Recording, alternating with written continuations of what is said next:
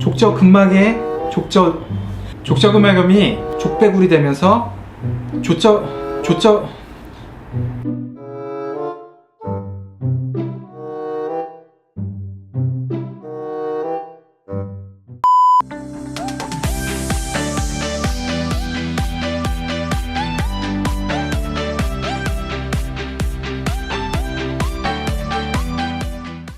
구독, 좋아요 부탁드릴게요.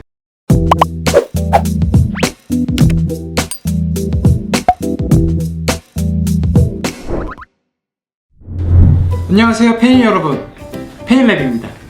우리가 아침에 일어나서 걸을 때 혹은 일상생활 속에서 발바닥에 통증이 있다면 상당히 괴롭습니다. 이를 족저근막염이라고 부르는데 저도 이 족저근막염에 걸린 적이 있습니다. 건강보험 심사평가원에 따르면 2016년 22만 7천 명이 족저근막염 진단을 받았다고 합니다. 꽤나 많은 분들이 호소하는 증상이라고 볼 수 있죠.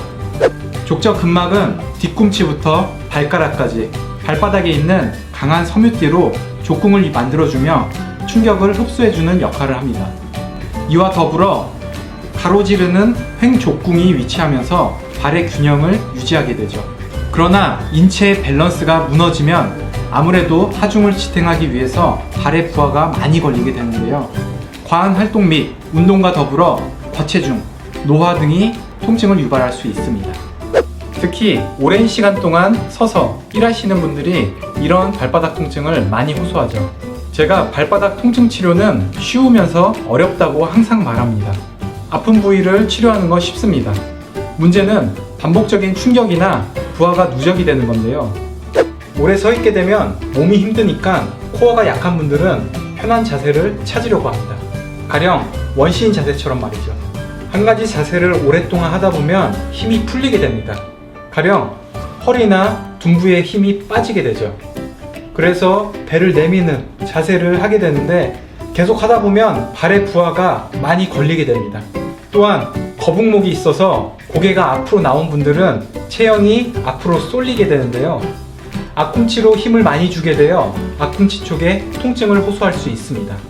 눈치 빠른 분들은 아시겠지만 자세가 좋지 않은데 장시간 서 있어야 하다 보니 골반에 변이가 오고 체중을 제대로 분산하지 못하게 됩니다. 따라서 발바닥이 아픈 거겠죠. 과체중인 분들은 체중을 조금 줄여야 하겠고, 무엇보다 장시간 서서 일하시는 분들은 일하시는 시간 자체를 줄여주셔야 빨리 회복됩니다. 그런데 그러기가 쉽지 않죠. 차선책은 발의 충격이 흡수될 수 있도록 쿠션이 있는 신발을 신어주고 굽이 과도하지 않는 신발을 신으셔야 합니다. 또 두꺼운 등산용 양말을 신으시면 그나마 도움이 됩니다. 나는 너무 심하다 하는 분들은 양말을 두 겹으로 신는 것도 도움이 될 수 있습니다. 무좀은 조심하시고요. 자, 다시 발바닥 통증으로 돌아와서 요즘은 발바닥 어디 하나라도 아프면 그냥 뭉뚱그려서 족저근막염이라고 진단하는 경향이 있습니다. 환자분들을 보면 임상적으로 뒤꿈치에만 발병하지 않고 여러 부위에서 시작될 가능성이 있습니다. 뒤꿈치에서 나오는 통증은 족저근막염이 맞습니다. 발 뒤꿈치 맨 끝쪽이 아프다 하는 경우는 아킬레스 건염 혹은 점액낭염일 가능성이 있는데 이거를 분류해서 치료를 해야 합니다. 또 다음 신경그림 같은 부위가 눌린 신경포착의 케이스가 의외로 많습니다. 혹시 여러분들 중에서 앞꿈치 쪽에 통증이 있는 분들이 계신가요? 이쪽도 물론 족저근막염일 가능성이 있지만 지간신경종일 가능성 역시 큽니다.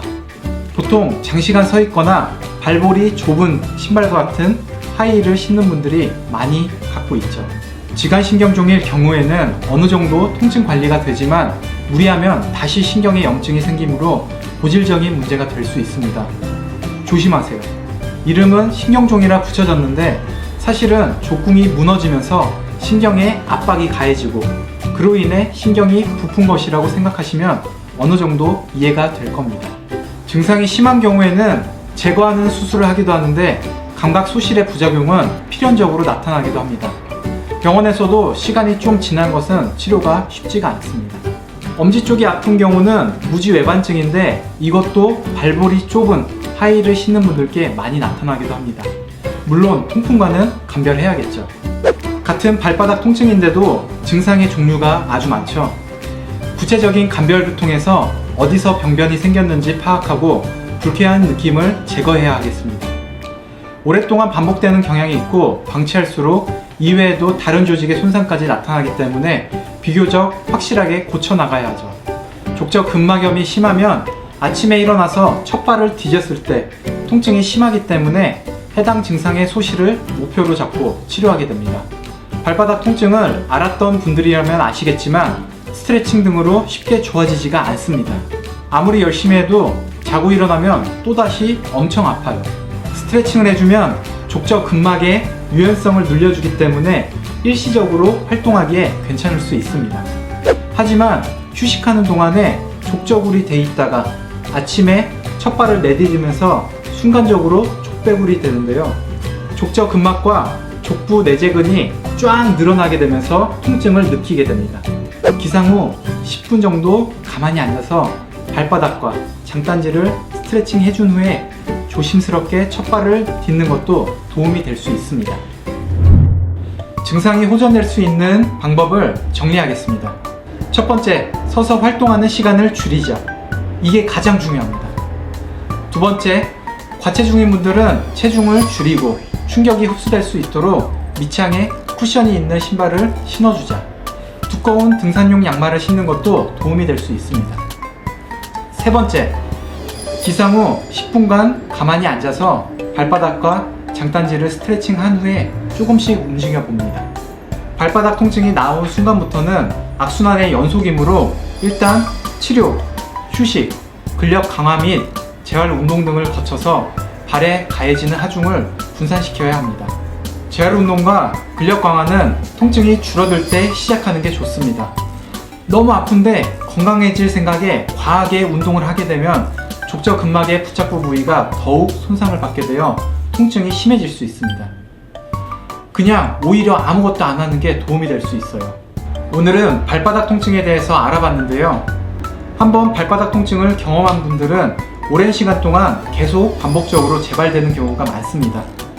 오래 사용을 하셨다면 충분히 휴식을 취해주시고, 그래도 증상의 호전이 없다면 일하시는 시간 자체를 줄여주시는 게 도움이 될 수 있습니다. 지금까지 페인랩이었습니다. 다음 시간에 뵐게요.